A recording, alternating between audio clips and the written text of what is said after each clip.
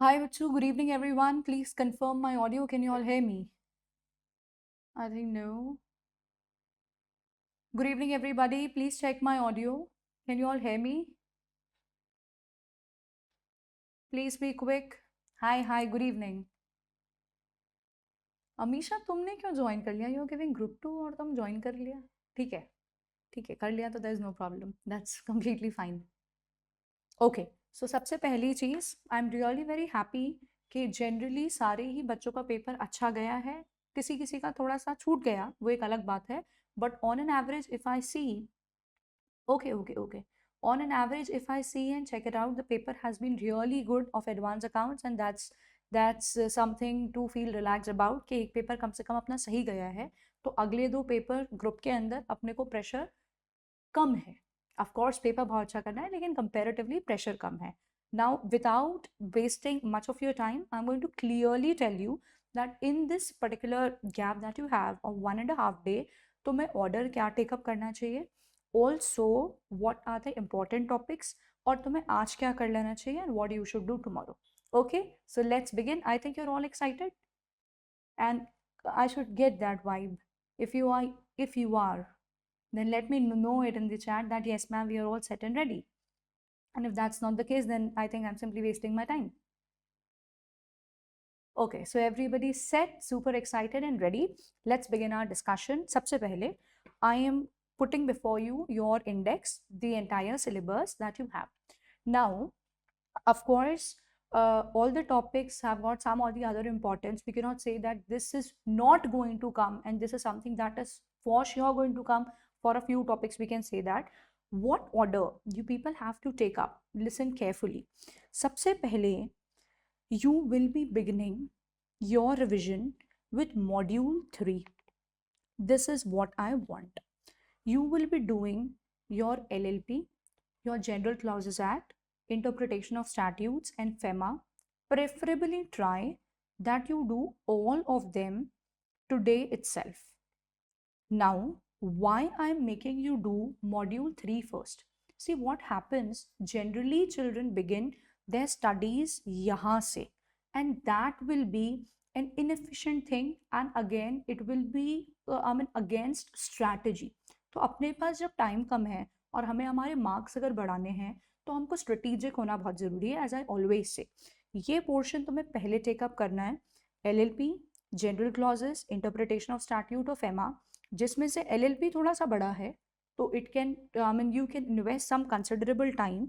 Like for example, अगर मैं इसके लिए तुम्हें टाइमिंग अलॉट करूँ, तो you can give as much as 2 hours तक का time for this topic alone. When I talk about General Clauses Act and interpretation of statute, both of them are not that big and they are not that difficult also. तो दोनों को मिला के I would say like around 2.5 hour का time is what should be assigned. And then talking about FEMA, इसको complete करने के लिए you should take a time of like around 1.5 hour. तो ये तुम्हारा जो टोटल है, इसमें से तुम ये मान लो कि हर टॉपिक में से you are going to get a question in examination. हर टॉपिक पे से you are going to get a question in examination. इसमें भी आना है, इससे भी आना है, इससे भी आना है, इससे भी आना है. तो इधर आप अगर अपनी एनर्जी सबसे पहले इन्वेस्ट करते हो, तो that's going to be the best possible thing. अब as we go ahead, next what I would want you to go for is this particular topic. Next you have to take up companies incorporated outside India. अब मैं इसकी relevance तो नहीं बता रही कि क्यों ये बहुत ज़्यादा रेलेवेंट है, लेकिन एग्जाम में इसके आने के चांसेस ज़्यादा हैं. एक ये टॉपिक, उसके बाद तुम्हारे पास ये टॉपिक आता है accounts of company, declaration and payment of dividend. ये चार तुम्हारे कंपनीज एक्ट के मोस्ट इंपॉर्टेंट टॉपिक्स हैं. कंपनीज एक्ट के weightage wise and even I would से frequency wise most important topics बैठते हैं. तो बच्चों, तुम्हें ये गलती नहीं करना है कि तुम यहाँ से पढ़ना स्टार्ट करो, बिल्कुल भी नहीं. All right, we'll talk about it later on. Saumya paper जैसा भी गया दैट्स गॉन. अभी हम आगे की बात करके चलते हैं.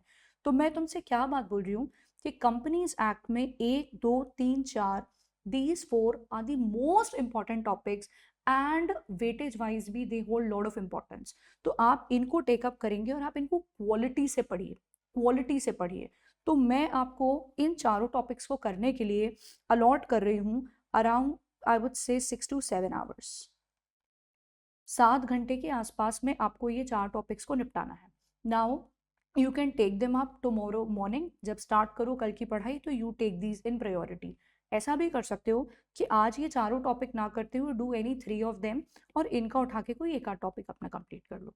अब तुम्हारा इसको और इसको अगर अपन पकड़ते हैं तो ये तुम्हारे 4, 5, 6 मतलब 13 घंटे का शेड्यूल यहाँ तक हो गया है. 13 hours आर ओवर टिल है.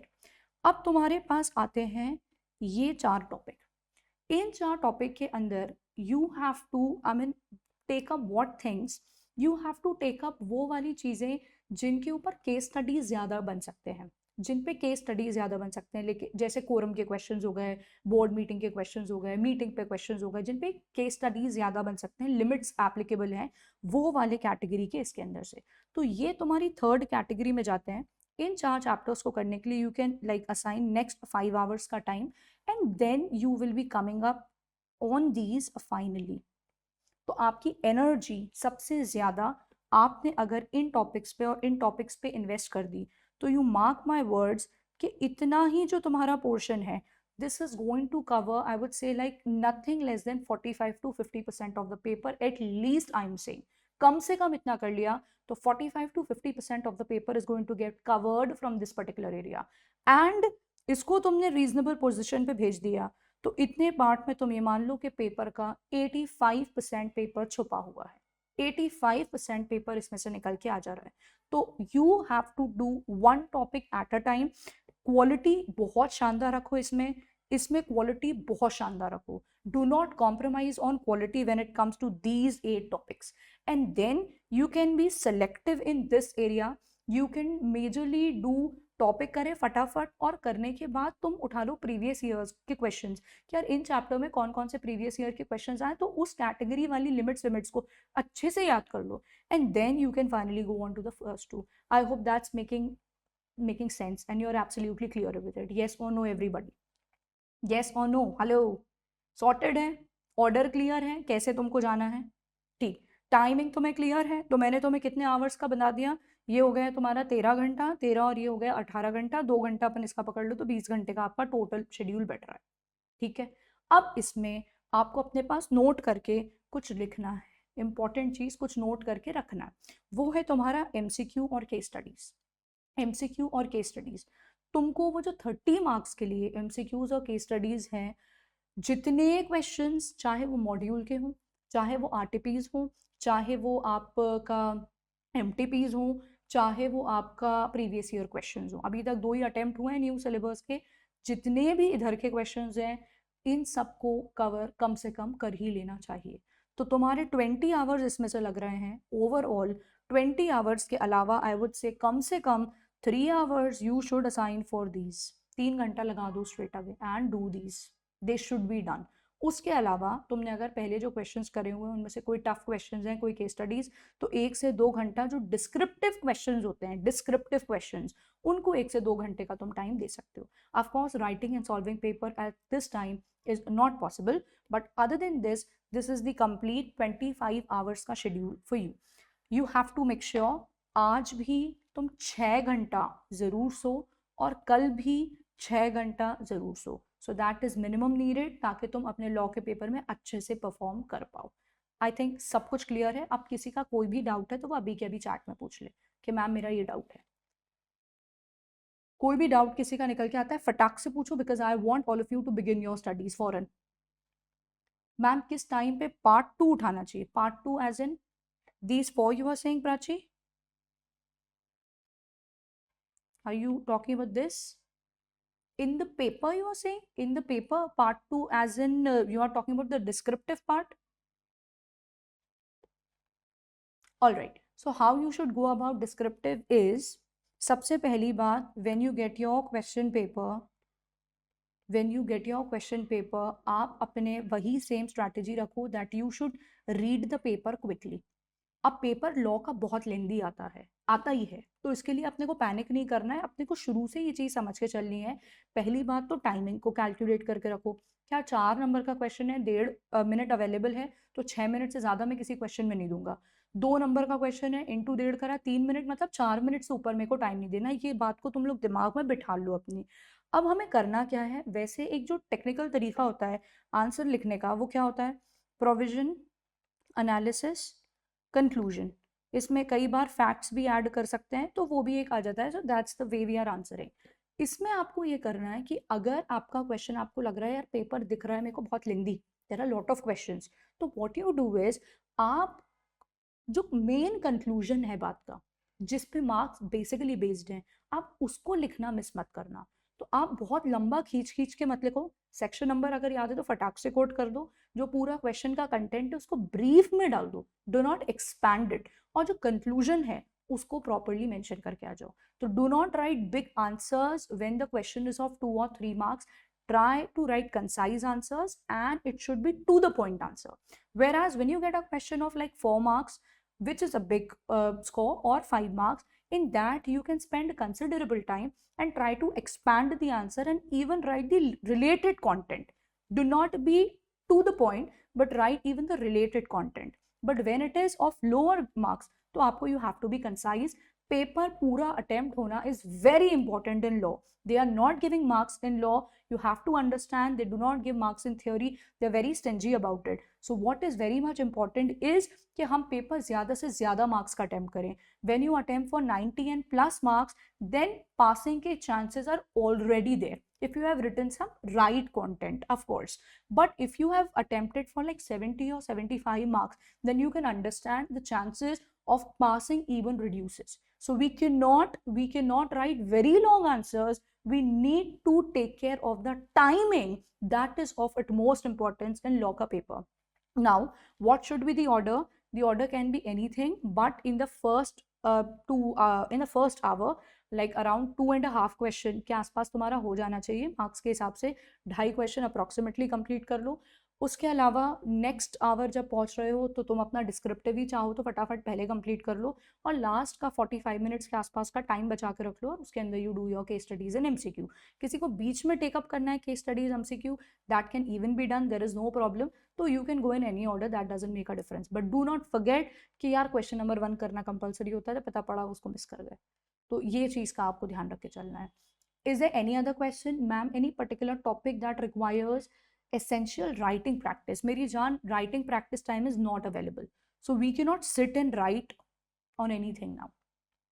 Nowhere you can sit and write, and that won't make any sense also. Instead of doing that, better would be you read more questions. ज़्यादा क्वेश्चंस पढ़ लो, अपने रजिस्टर को ज़्यादा पढ़ लो, if you have got a register, आप concept को ज़्यादा बार रिवाइज कर लो, वो बेटर है, instead of sitting and writing the answer. There is no logic at all, at all. Past paper से सिर्फ एमसीक्यू देख लें या डिस्क्रिप्टिव भी, आपके पास समय जितना हो. अगर आपके पास टाइम है तो आप डिस्क्रिप्टिव भी देख लें, बट मुझे ऐसा लगता है उतना टाइम निकल के नहीं आ पाता है, तो इसलिए उसके लिए चिंता मत करो, क्योंकि वो तो एक बहुत बड़ा अंबार है, जितना कर सको उतना कम हो जाता है. और कई बार एक बात मैं तुम्हें इंपॉर्टेंट बता दूं, इसको मत मिस आउट करना, तुम्हें लोग इंपॉर्टेंट क्वेश्चंस बांटने लगेंगे, या कभी कभी फंस भी जाती है चीज़, बट नहीं फंसती तो अपनी ऐसी तैसी हो जाती है पेपर में. तो बेहतर है कॉन्सेप्ट करके जाओ. अगर तुमने अपना कॉन्सेप्ट पूरा करा है तो चाहे इजी क्वेश्चन आए चाहे टफ, तुम अटेम्प्ट कर पाओगे. लेकिन अगर तुमने सेलेक्टेड क्वेश्चंस करे हैं क्योंकि किसी ने इंपॉर्टेंट दे दिए थे, उस इंसान का पेपर नहीं है, अगर उसमें से चीज़ें नहीं फंसी और नया कुछ आ गया, तो पेपर नहीं कर पाता है बच्चा. So do not go with important questions. You can go with important topics, and I have told them to you. This is very important. One more important thing that you have to take care. On YouTube, you are going to find lot of faculties who are going to do live revision. वो कह रहा है हम तुम्हें live revise करवा रहे हैं. मेरे बच्चे, उनके एफर्ट को मैं सलाम करती हूँ, लेकिन मैं तुम्हें चाहती हूँ कि भले ही तुम पेपर मोड में आ चुके हो, तुमने दिमाग लगा लो. अगर पेपर के एक दिन पहले तुम्हें कोई हर चीज़ कह रहा है तुम्हारे सामने, जस्ट स्पीकिंग स्पीकिंग स्पीकिंग, तो ना तुम्हारे दिमाग में फुल प्रोसेस नहीं हो रहा है. तुम्हारा दिमाग जितना भी तुम उसमें इन्वॉल्व हो पा रहे हो, 70-80% दिमाग में जा रहा है. रेस्ट क्या होता है ना, हम कंफर्ट जोन में जाने लगते हैं. जब हम किसी चीज़ को खुद कर रहे होते हैं तो वो हमारे दिमाग में ज़्यादा रिटेन होती है. तो पेपर में जाके जब क्वेश्चन पढ़ोगे ना, और किसी और ने तुम्हारे लिए एक दिन पहले पढ़ा था, तो इंटरप्रिटेशन की वाट लग जाती है. तो I would recommend, please avoid sitting and seeing videos for revision purpose. revise it yourself because you have to read paper yourself, interpret yourself, draft your own answer. तो एंड मोमेंट पे supports are not needed. हाँ, कोई topic में clarity नहीं है, for that you can see some video, there is no problem. और if you have done like 80% syllabus और पहले कोई 1-2 चैप्टर नहीं करे थे एंड नाउ यू प्लान कि यार मेरा पूरा रिविजन हो गया है लेकिन मैं ये टॉपिक भी कर लूँ, for that you can C video. But revision के लिए depending on videos would be absolutely wrong. I have told you why. I think आप मेरी बात समझ गए हैं. स्पेसिफिक डाउट्स के लिए you can refer, there is no problem at all. I think पूरी बात सबको एकदम क्लियर है, सॉर्टेड है, हाँ या ना? कोई और डाउट किसी का? मैंने बहुत फटाफट बोलने की कोशिश करी. आई थिंक 10 मिनट्स के आसपास ही लगे होंगे अपने को मिले हुए, लेकिन I have tried to clear everything. और कहीं पे भी कोई बात में ऐसा लगता है क्या मैं ये कर लूँ, तो मेरे को व्हाट्सएप कर देना. You just drop me a WhatsApp message. सही होगा तो I'll tell you go with it, otherwise I'll restrain you from that. And there are people who are even trying to join now. I don't know what remains for them now. So all of you, please go and begin your studies. All the very best. Do not take any kind of tension. Eat properly, sleep properly so that you work and perform well in your paper. All right. Bye-bye. All the very best. Take care of yourself. I will check it. Don't worry, Anushka. ये सब कुछ करने के लिए, prepare करने के लिए भी टाइम लगता है. Bye-bye. Take care, everybody. God bless you.